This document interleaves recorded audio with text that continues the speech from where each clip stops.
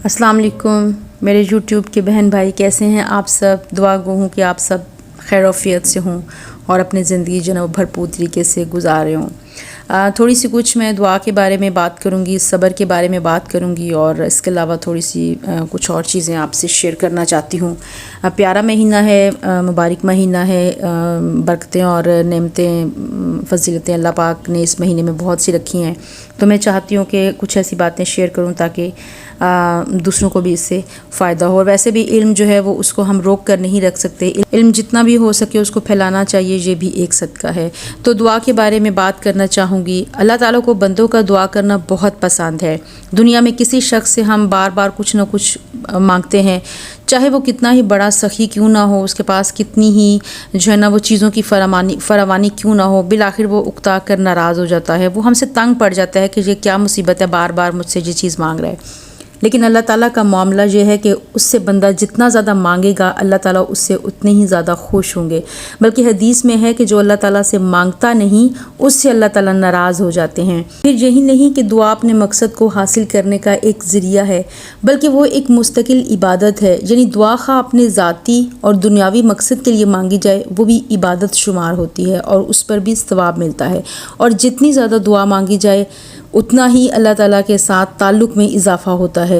ये ज़रूरी नहीं कि सिर्फ़ तंगी और मुश्किलात के वक्त ही दुआ मांगी जाए, बल्कि खुशहाली और ख़ुशी के वक्त भी दुआएं मांगते रहना चाहिए। हदीस में है कि जो शख्स ये चाहे कि मसाइब और तंगियों के वक्त उसकी दुआएं कबूल हों तो उसे चाहिए कि खुशहाली के वक्त दुआ की कसरत करे।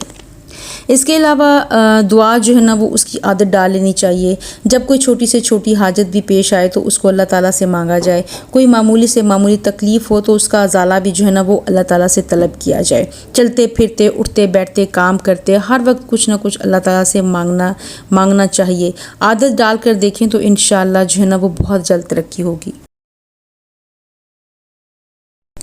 सब्र के बारे में यह है कि कुरान करीम का इरशाद है, बिलाशुबा सब्र करने वालों को उनका सवाब बेहिसाब दिया जाएगा।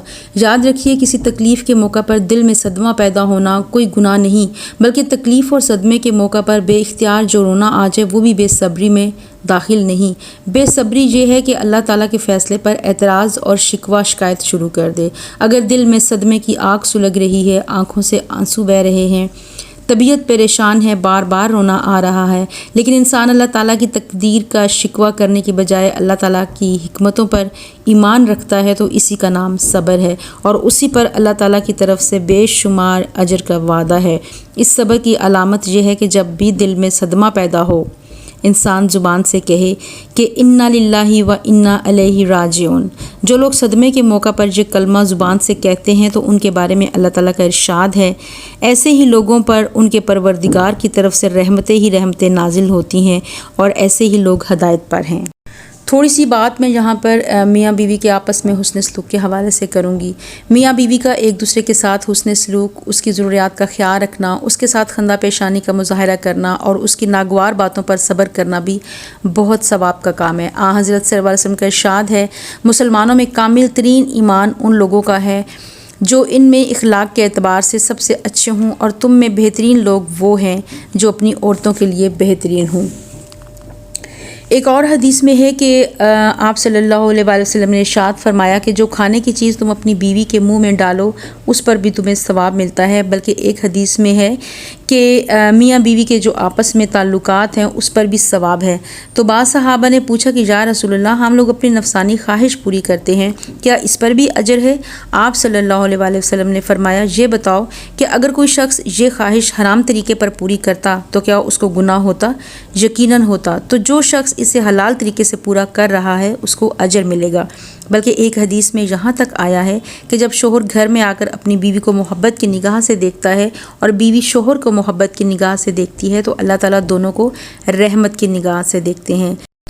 फिर ये कि अपने जीवन साथी की जिन बातों से नागवारी हो रही है सिर्फ़ उन्हीं को नहीं देखना चाहिए, ये भी सोचना चाहिए कि जिसकी बातें नागवार हो रही हैं इसमें बहुत सी खूबियाँ भी हैं। उन खूबियों पर ध्यान देने से नागवारी में कमी आएगी।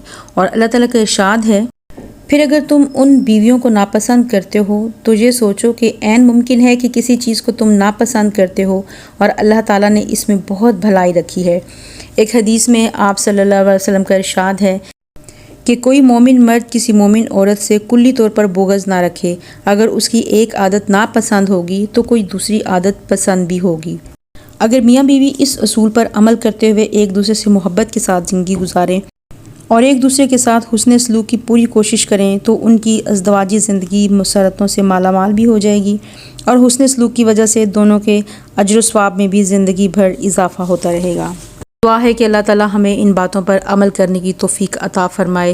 ہم کتابیں تو بہت سی پڑھتے ہیں اور کچھ ہمیں زبانی بھی یاد ہو جاتی ہیں، بہت سے اچھی جواباتوں کا ہمیں علم ہے، ہم جانتے ہیں کہ اس میں ثواب ہے، اس میں گناہ ہے، یہ اچھی ہے، لیکن ہم عمل کرتے ہوئے کتراتے ہیں، ہمیں عمل کرتے ہوئے تکلیف ہوتی ہے۔ لیکن ایک بات یہ بھی یاد رکھنے کی ہے کہ ایون نیک عمل بھی کرنے کے لیے کوشش کرنی چاہیے، کیونکہ جب تک ہم کوشش نہیں کریں گے ہم کچھ بھی نہیں کر سکتے۔ تو نیک عمل کرنے کی بھی کوشش کریں تو انشاءاللہ اللہ تعالیٰ آپ کی اس کوشش میں اپنی مدد شامل فرمائے گا، اور ہماری وہ کوشش جو ہے نا وہ ہمارے اس عمل کو مکمل کرنے میں ہماری مدد کر سکتی ہے۔ تو امید کرتی ہوں اللہ پاک ہمیں توفیق دے، اللہ پاک میں نے جو کچھ کہا اللہ پاک مجھے اس پر عمل کرنے کی توفیق عطا فرمائے، اور میرے سننے والوں نے اگر اس میں سے تھوڑا سا بھی سن کے اس پر عمل کیا اور اس کو اپنی زندگی کا حصہ بنا لیا، اپنی زندگی میں اپنی زندگی کی روٹین میں شامل کر لیا، تو یہ میرے لیے بہت بڑی کامیابی ہوگی۔ اچھی باتیں شیئر کیا کیجئے، کیونکہ اچھی باتیں شیئر کرنا بھی ایک صدقہ ہے۔ تو اللہ تعالیٰ ہمیں ان تمام چیزوں پر عمل کرنے کی توفیق عطا فرمائے۔ امید کرتی ہوں کہ میری آج کی ویڈیو آپ کو پسند آئی ہوگی۔